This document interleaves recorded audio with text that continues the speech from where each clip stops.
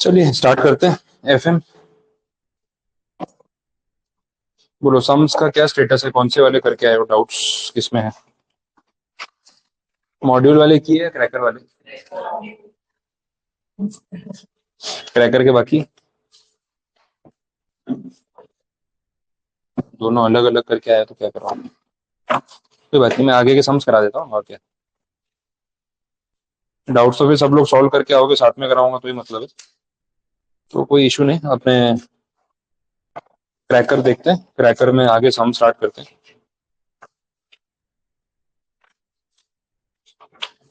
कि कल तक ये चैप्टर खत्म हो जाए तो बढ़िया है। और क्रैकर पे आ जाओ। Problem number 1। कुछ सम्स ऐसे हैं जो अभी मैं नहीं भी करा रहा हूँ, मतलब कैंसिल भी रहेंगे।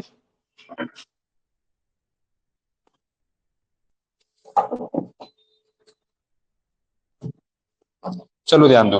फर्स्ट जो प्रॉब्लम है आपका वो कैंसिल है।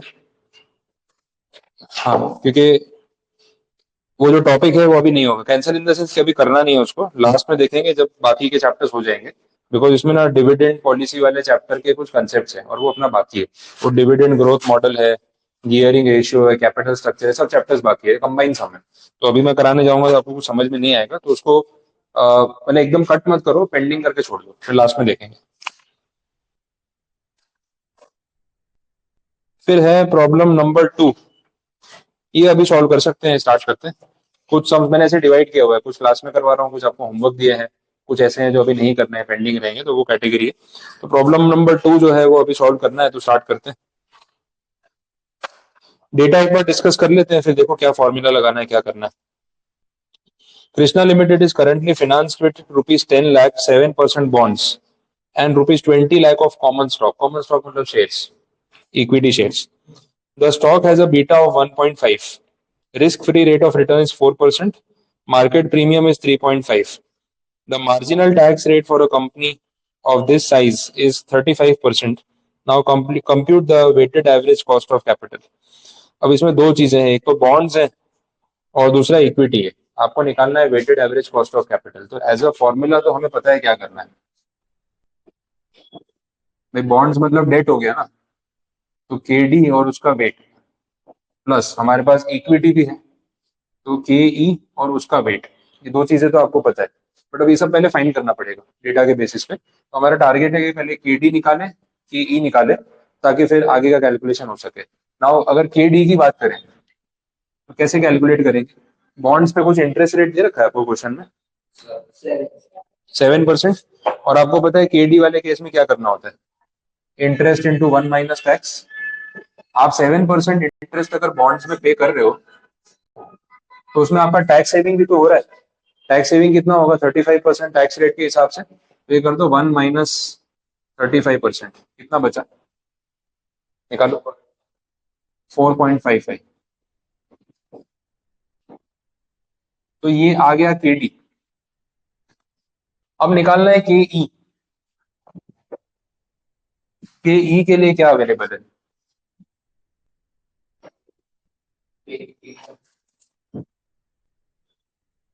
जो डेटा दे रखा है के ई निकालने के लिए, कौन से मेथड से सॉल्व करोगे? बीटा वाला जो सीएपीएम मॉडल था। सीएपीएम मॉडल में हमने देखा R F plus beta, R M minus R F.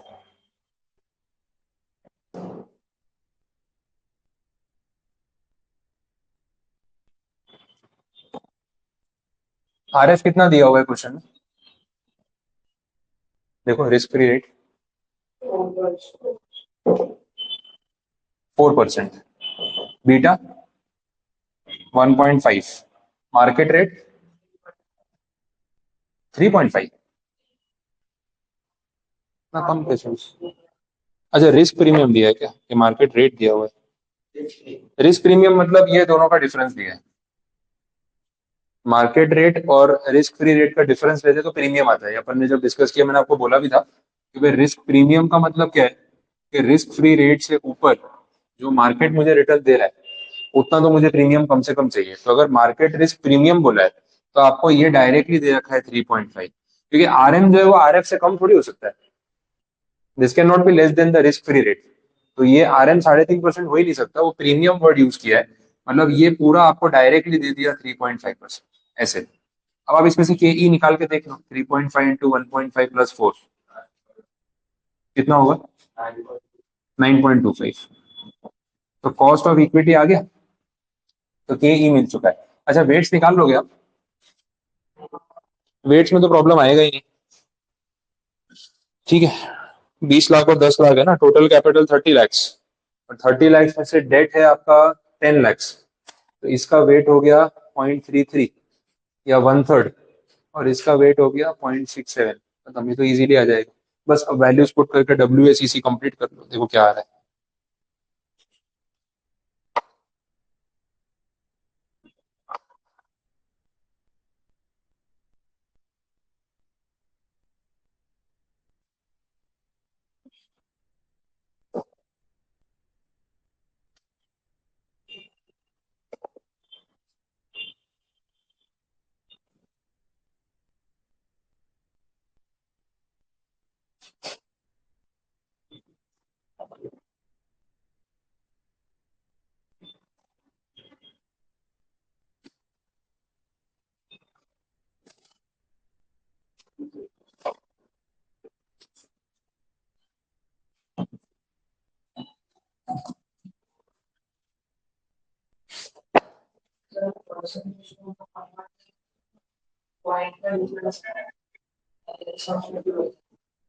कौन सा परसेंटेज में कन्वर्ट नहीं करते तो ये वाले में या वेट्स में चलेगा, वो अंडरस्टूड है। हाँ ज्यादा हो तो 1/3 2/3 ले लो तो परफेक्ट आ जाएगा, चलेगा। वो उससे आपका मार्क्स नहीं कटेंगे, बस अंडरस्टूड होता है कि उसमें वेरिएशन आने ही वाला है। That is okay.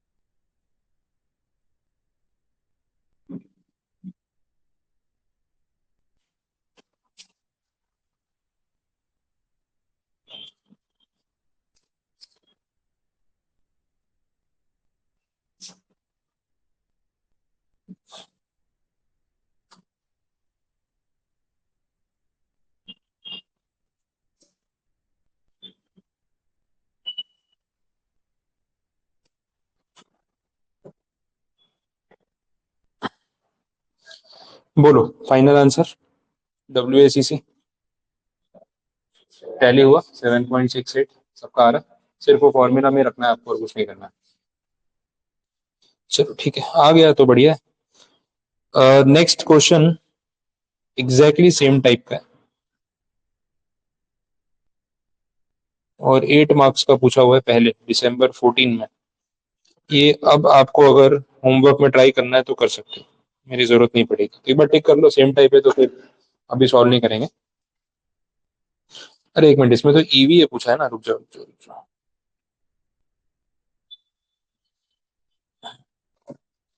ईवीए का कंसेप्ट इन्होंने कहीं पे कवर किया है मॉड्यूल में, मेरा वेरीफाई करना बाकी है। एक मिनट दो, मैं चेक कर लेता हूँ, क्योंकि अगर ये एक्स्ट्रा समझ और काम के नहीं है तो फिर नहीं सॉल्व करेंगे।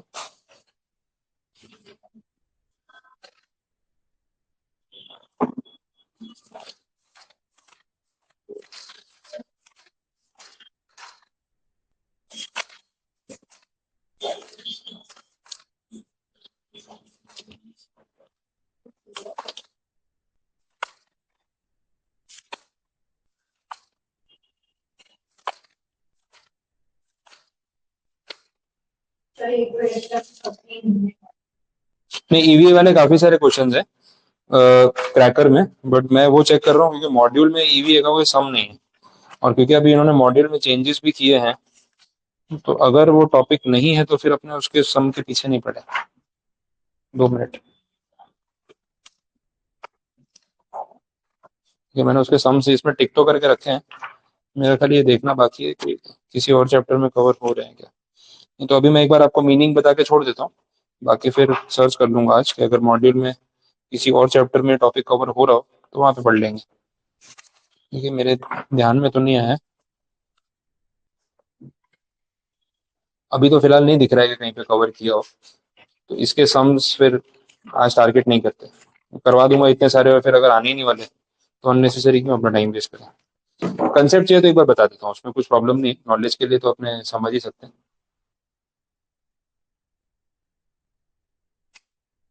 विवेक भाई अपने चैट में आंसर दे रहे हैं, चलो बढ़िया है, नाइस। चलो नहीं नहीं अच्छा है ना, ये विवेक आंसर देते रहो, टेंशन नहीं है, बढ़िया है, पता भी चल रहा है कि ऑनलाइन समझ में आ रहा है कि नहीं। ईवीए की बात कर लेते हैं, इकोनॉमिक वैल्यू एडेड करके कंसेप्ट है, बहुत बेसिक सा और इजी कंसेप्ट है। अच्छा, बैंक वाले इसको बहुत यूज करते हैं, तो practically this is a very useful topic, economic value added.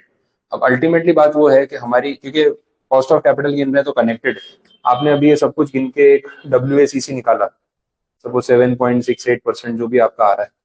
अब ये WACC वर्किंग मतलब weighted average cost of capital तो सबको पे करने में निकल गई आपकी, तो डेट है, इक्विटी है, प्रेफरेंस जो भी आपने रेज कर रखा है, इतना पैसा तो उन्हीं को देने में चला जाता है।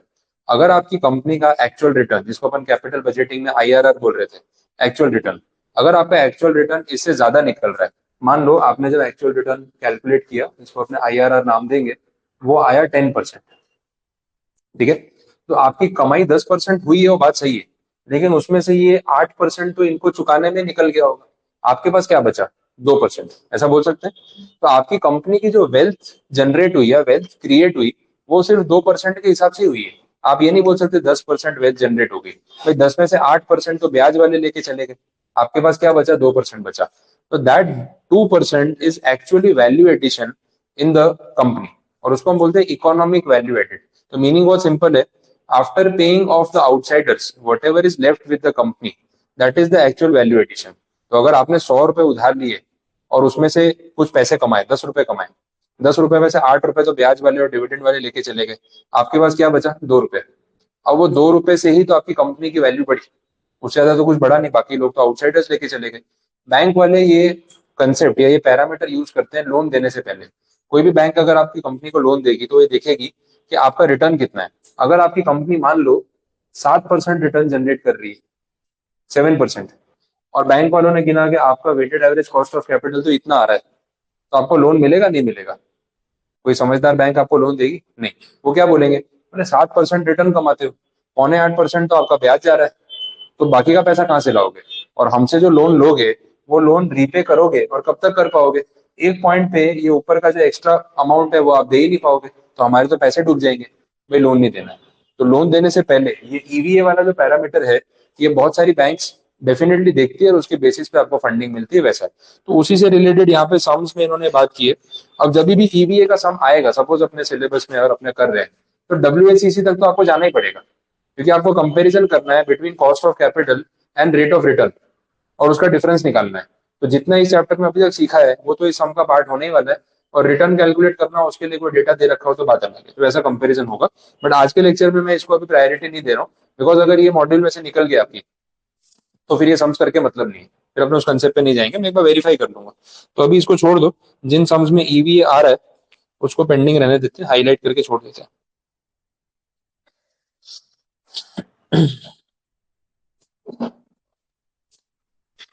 नेक्स्ट क्वेश्चन है फोर्थ वाला, उसमें weighted average cost of capital ही मांगा है, और टाइप जो है वो सिमिलर है, प्रैक्टिस करना है तो कर सकते हैं। चलो सॉल्व करते हैं, क्वेश्चन नंबर 4 देखते हैं। मैं आपको पूरा सम समझा रहा हूँ, डिस्कस करवा रहा हूँ, सॉल्व आपको खुद करने की ट्राई करनी है, नहीं आएगा तो फिर अपने यहाँ करेंगे। अपूर्वा लिमिटेड कंपनी है, इनके पास असेट्स है 32 लाख रुपीज की, और कैसे उसको फाइनेंस किया गया वो दे रखा है। इक्विटी है 18 lakhs, जनरल रिजर्व है 3,60,000, और डेट जो है वो है 10,40,000, इतना बोला। For the year ended 31st March 2014, the company's total profits before interest and taxes were 6,23,000. ये है EBIT। Profit before interest and taxes, ठीक है, EBIT 6,23,000. Company pays 8% interest on borrowed capital and tax bracket is 40%. The market value of the equity as on 31st March 2014 was rupees 150 per share. From the above, determine the weighted average cost of capital using market value as weights. वो clarify कर दिया अपन ने, देखा था कि weights लेने होते हैं, तो या तो बुक वैल्यू लो या मार्केट वैल्यू लो या फिर कोई और फैक्टर निकालो, तो इन्होंने क्लियर बोल दिया आपको मार्केट वैल्यू लेनी है, तो वहीं से क्लैरिफाई हो गया कि वेट्स कैसे डिटरमाइन करेंगे. अब कैलकुलेशन के लिए और क्या क्या डेटा की जरूरत है उसके बेसिस पे अपने को आगे बढ़ना चाहिए. हमारे पास डेट है, हमारे पास इक्विटी है. वेटेड एवरेज निकालने के लिए आपको केडी चाहिए, आपको केई चाहिए. तो सिंपल केडी से स्टार्ट करो, सबसे इजी वही होता है. कॉस्ट ऑफ डेट पहले निकाल लो, फिर कॉस्ट ऑफ इक्विटी पे भी चलते हैं. कॉस्ट ऑफ डेट में क्या करोगे, interest into 1 - tax. Interest rate कितना चुका रहे हो, 8%, और टैक्स का रेट आपको पता ही है 40%. सिंपल है, केडी निकल जाए. देखो कितना आ रहा है,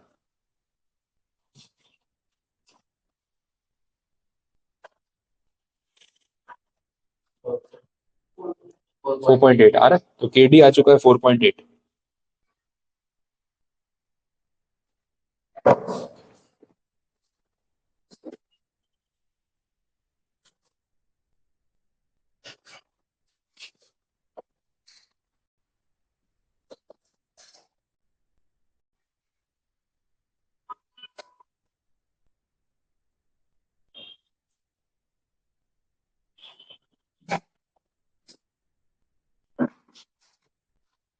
अब आगे के ई वाला जो कैलकुलेशन है उसके लिए क्या करें.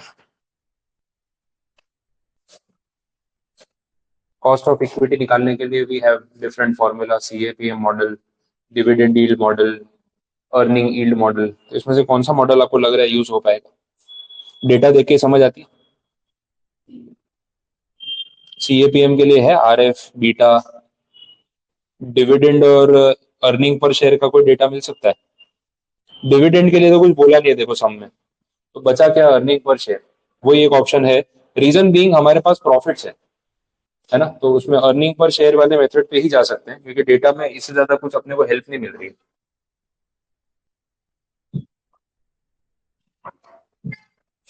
EPS फाइंड आउट करने के लिए क्या करना पड़ेगा, देखो आपके पास डेटा में EBIT है. EBIT कितना दे रखा है, तो हमें अगर EPS निकालना है तो प्रॉफिट तक जाना पड़ेगा. सबसे पहले क्या माइनस होगा, इंटरेस्ट. इंटरेस्ट के लिए बोला है 8% interest on borrowed capital. Borrowed capital है 10,40,000. 10,40,000 पे 8% गिनो कितना होता है, अमाउंट बताओ फटाफट.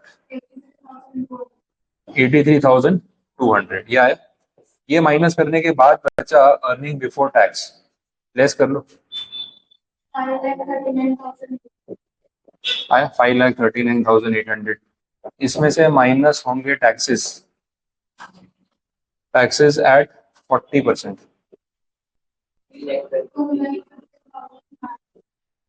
2,15,920.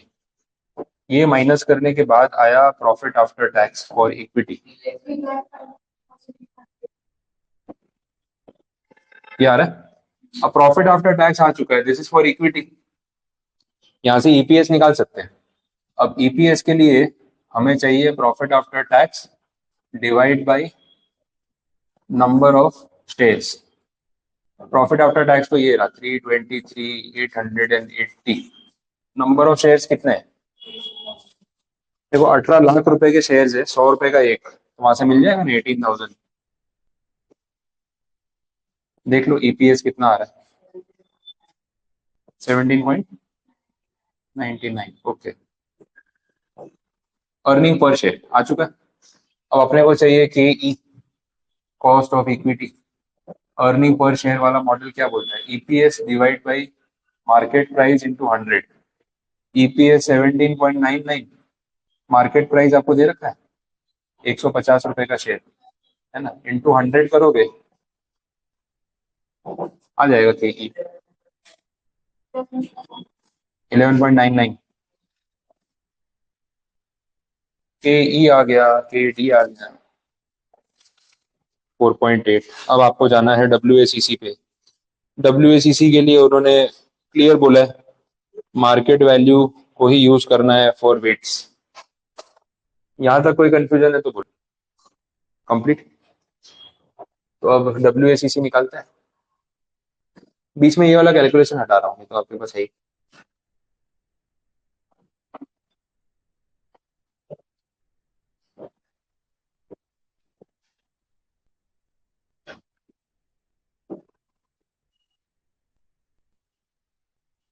वेट्स की बात करें, दो चीजें हैं, इक्विटी है और डेट है। दोनों का अमाउंट देख लेते हैं क्या है।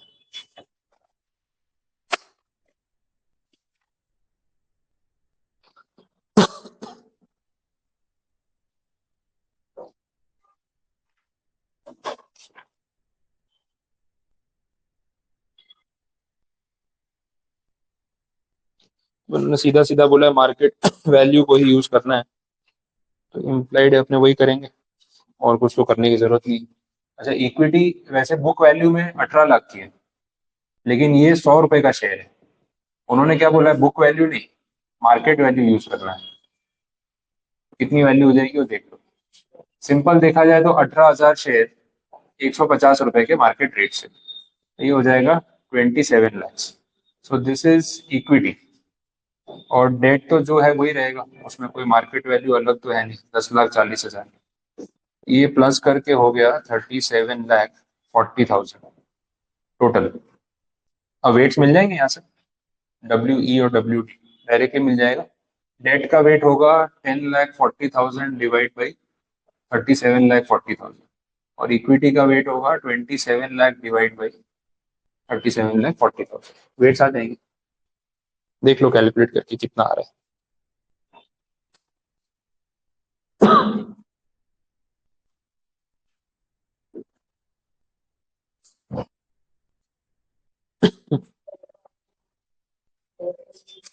डेट तो डायरेक्टली दिया होगा, ये 10,40,000 क्वेश्चन में ही है। तो अगर डेट का वेट निकालना है तो टोटल 37,40,000 में से इसका प्रोपोर्शन कितना।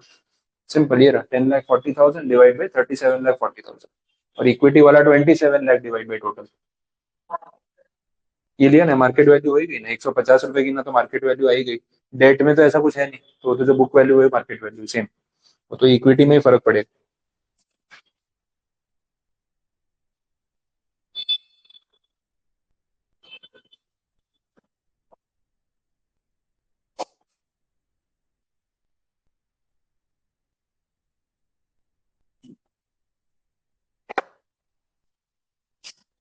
बोलो आंसर आ रहा है। कहाँ तक नहीं समझ, मतलब कहाँ से नहीं समझ आया। ये वाला, ये वाले पॉइंट अपने को वेट्स निकालने हैं ना। देखो केडी के ही तो आपने निकाल लिया, अब वेट्स कैसे निकालोगे, तो वेट्स में देखना पड़ेगा ना टोटल पैसा कितना लगा हुआ है आपका। डेट के नाम पे कितना उठाया हुआ है, 10,40,000। इक्विटी के नाम पे, इक्विटी के नाम पे वैसे 18 लाख है, बट उन्होंने बोला कि आपको 18 लाख नहीं, आपको मार्केट वैल्यू यूज करनी है। तो 18 लाख रुपए किस तरीके से आया था, 100 100 रुपए के 18,000 शेयर, बट उसकी मार्केट वैल्यू कितनी है एक शेयर की, 150 रुपए। तो 18,000 शेयर एट 150, तो कितना हो जाएगा, 27 लाख। तो क्योंकि मार्केट वैल्यू यूज करने को बोला है, तो हम इक्विटी की वैल्यू मानेंगे 27 लाख, डेट की वैल्यू मानेंगे 10,40,000। टोटल वैल्यू कितनी हो गई, 37,40,000। तो इसमें से डेट का वेट कितना और इक्विटी का कितना, सिंपल प्रोपोर्शन लेना है वैसा।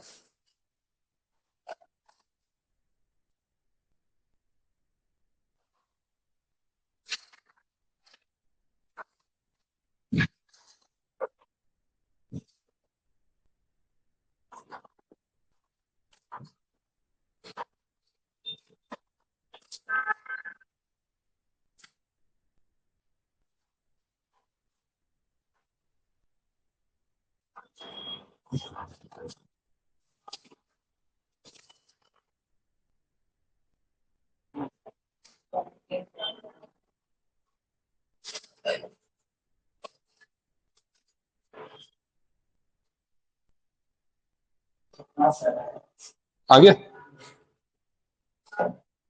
चलो तो फिर आगे बढ़ सकते हैं। नेक्स्ट है प्रॉब्लम नंबर 5।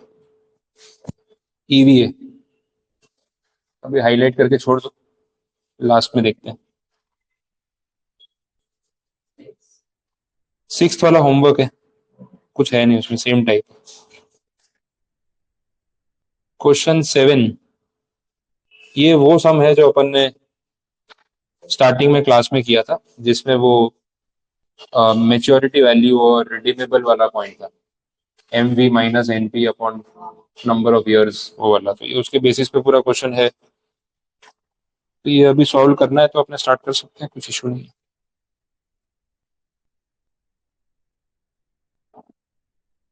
स्टार्ट करते हैं, चलो क्वेश्चन नंबर 7। अब सिमिलर टाइप है तो मैं आप ही को पहले ट्राई करने के लिए दे रहा हूँ, मैं समझा नहीं रहा हूँ। आप सोचो आराम से क्या हो रहा है, थोड़ा बहुत बता देता हूँ, तो एक बार फिर स्टार्ट हो जाए सही से तो भी ठीक है। डिबेंचर्स दिख रहे हैं आपको, face value 1000, total value 15 lakh rupees, market value 1100 चल रही है। प्रेफरेंस शेयर 10 रुपए के है, मार्केट वैल्यू 12 रुपए। इक्विटी शेयर 100 रुपए के है, मार्केट वैल्यू 200 रुपए। तो उस हिसाब से आपको टोटल कैपिटल दे रखी है। ये जो कैपिटल दे रखी है वो फेस वैल्यू पे है, बुक वैल्यू पे। मार्केट वैल्यू के हिसाब से गिनोगे तो बढ़ जाएगी। डिबेंचर का इंटरेस्ट रेट 8 रुपए, redeemable at par with maturity period of 20 years, floating cost 4%। आपको याद आना चाहिए, फ्लोटिंग कॉस्ट अपन नेट प्रोसीड्स में यूज करते हैं ना, वो पॉइंट है, माइनस हो जाती है ना, खर्चा है अपना। प्रेफरेंस शेयर के पे 10% डिविडेंड का रेट है। ये रिडीमेबल है, 15 साल की लाइफ है, फ्लोटिंग कॉस्ट 5% है। इक्विटी डिविडेंड का रेट आपको दे रखा है 20 रुपए पर शेयर, और ग्रोथ रेट दे रखी है 5%, वो प्लस जी वाला आ जाएगा। टैक्स रेट दे रखा है 30%। तो सब कुछ डेटा वही है जो अपन ने देखा हुआ है। अब इसमें आपको फाइंड क्या करना है, वही determine the cost of capital using market value as weights, ऊपर दे रखा है। मार्केट वैल्यू को वेट्स के तौर पर यूज करना है, जैसे अभी इस सम में किया ना, सेम फॉर्मेट लगेगा। तो एक एक करके कैलकुलेट करो, के डी निकालो, के पी निकालो, के ई निकालो, ये तीनों को पहले सॉल्व करो। फिर अगर वेटेड एवरेज करना हो, उसका डेटा दिया हो, है अपने पास, तो वेटेड एवरेज लास्ट में कर सकते हैं। स्टेप बाय स्टेप चलो, बड़ा सम है तो उसमें एक साथ सब कुछ नहीं सोचना है। एट अ टाइम एक पॉइंट सॉल्व करेंगे, पहले डेट के बारे में सोचो, तो भाई कॉस्ट ऑफ डेट कैसे फाइंड आउट करें वो देख लो। अब कॉस्ट ऑफ डेट में अपने पास क्या है, डिबेंचर्स है। तो डिबेंचर्स को अगर कैलकुलेट करना है तो उसके लिए क्या डेटा नेसेसरी होना चाहिए, इंटरेस्ट रेट अवेलेबल होना चाहिए और टैक्स का रेट अवेलेबल होना चाहिए। बट इसमें डायरेक्टली अपने इंटरेस्ट इंटू 1 - टैक्स कर सकते हैं या नहीं, क्योंकि इसमें वो भी देखना पड़ेगा, रिडीमेबल है इरिडीमेबल है।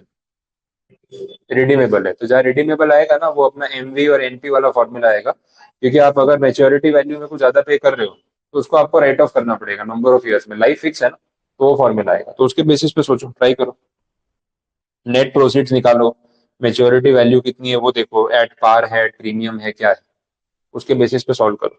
अब ये मैंने करवाया हुआ सब में, तो मैं रिपीट नहीं कर रहा हूँ, आप ही ट्राई करो। नहीं आता है तो फिर सॉल्व करते हैं।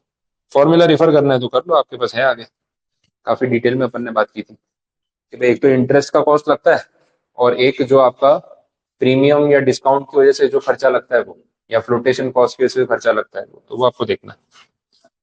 सॉल्व करो, 5 मिनट लो, अपने आप ट्राई करो, नहीं आता है तो फिर करवाता हूँ।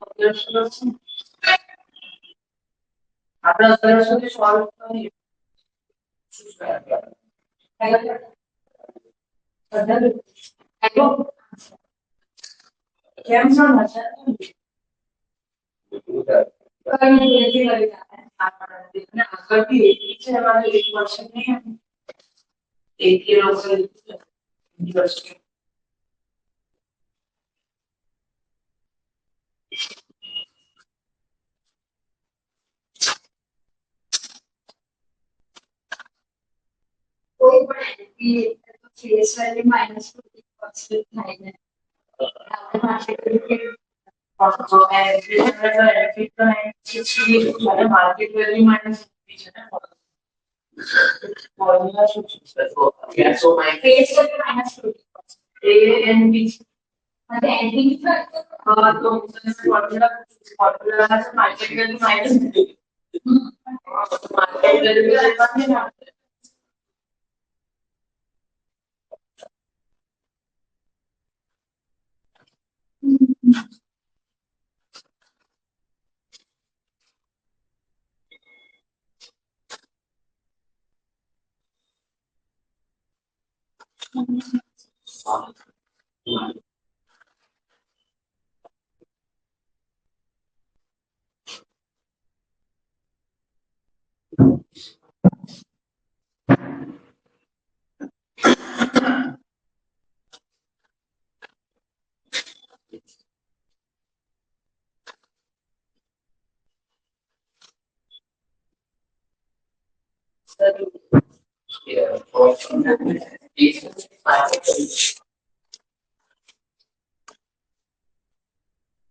कॉस्ट ऑफ डेट में मतलब केडी निकालते टाइम या वेट निकालते टाइम? केडी निकालते टाइम तो आप फेस वैल्यू यूज करोगे ना, क्योंकि interest is always calculated on par face value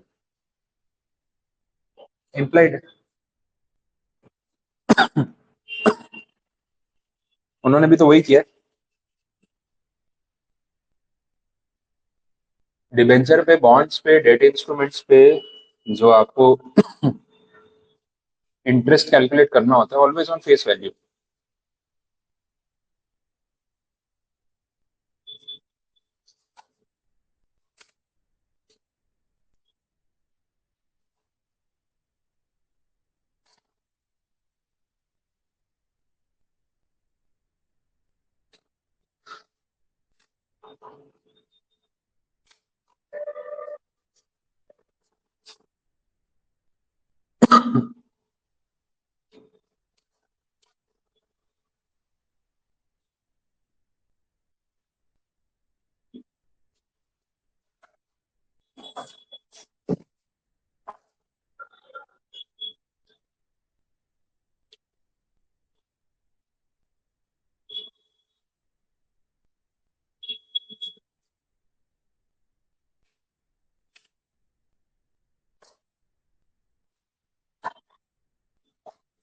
बोलो कहाँ तक पहुंचे, केडी आया?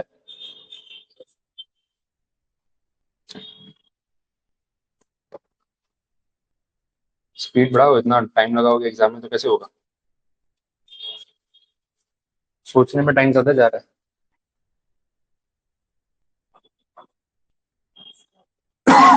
बोलो क्या डाउट आ रहा है?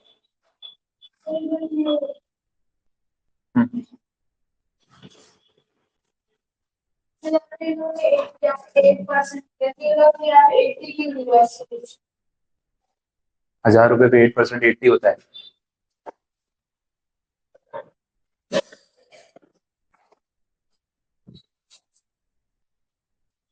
फेस वैल्यू 1000 है, सब कुछ सामने तो लिखा है।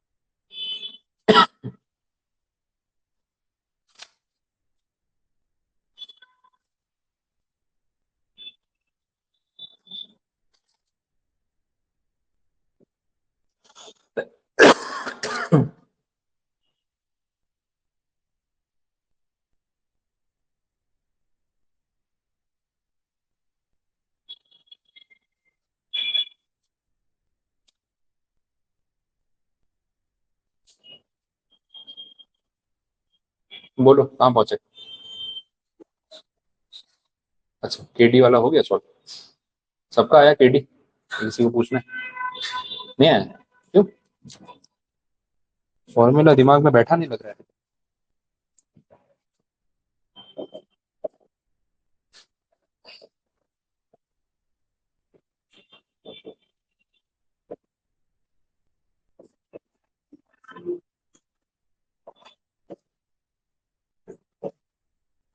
यही था,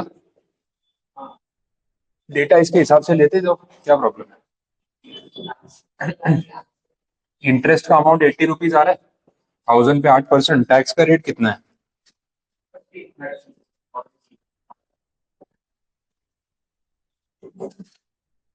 मेच्योरिटी वैल्यू कुछ प्रीमियम देना है क्या? सेशन एंड हो गया, चल रहा है इसमें live?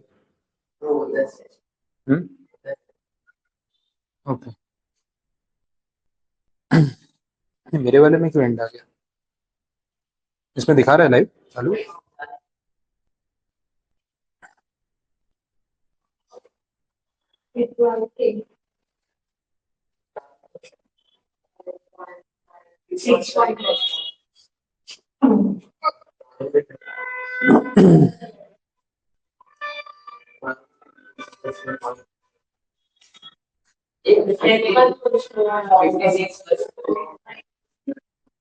Okay,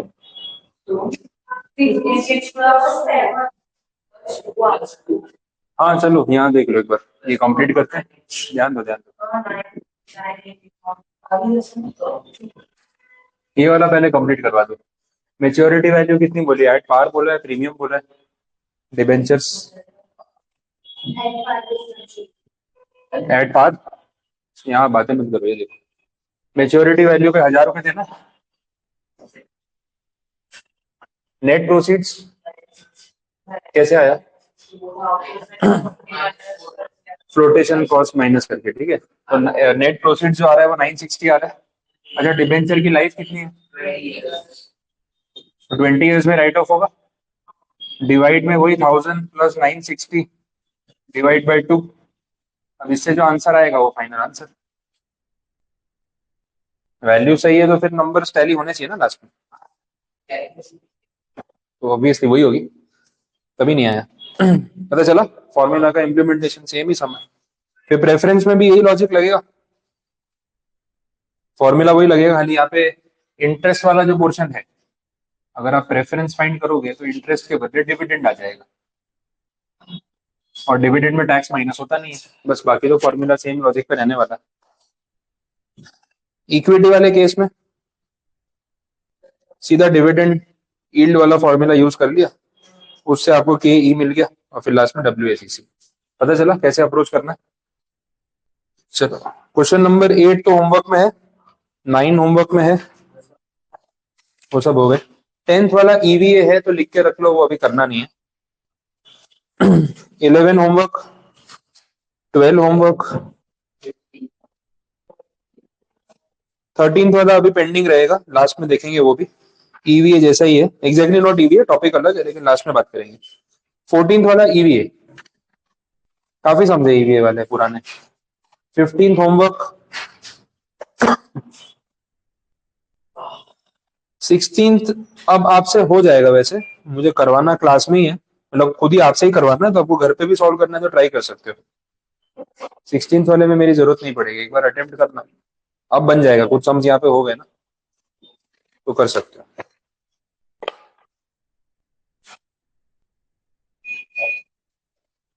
17th EVA, 18th homework,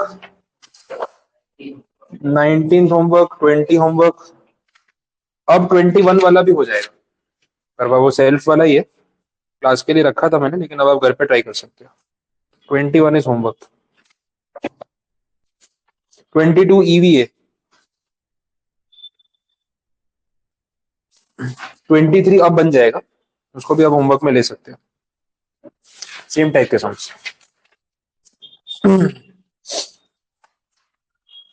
24 में यहाँ पे करवाऊंगा, वो बाकी रखना, वो बड़ा सम है, यहाँ पे सॉल्व करेंगे। तो वो एक ही सम बाकी है जो करवाना है, लेकिन वो आज नहीं लूंगा, हेवी हो जाएगा, फ्रेश स्टार्ट करेंगे तो देखेंगे। अब आपका टारगेट है जितने भी ये सम्स हैं कल तक कंप्लीट करके लेके आने, ताकि ये पैकअप हो जाए, ठीक है। तो थोड़ा आज टाइम दे देना।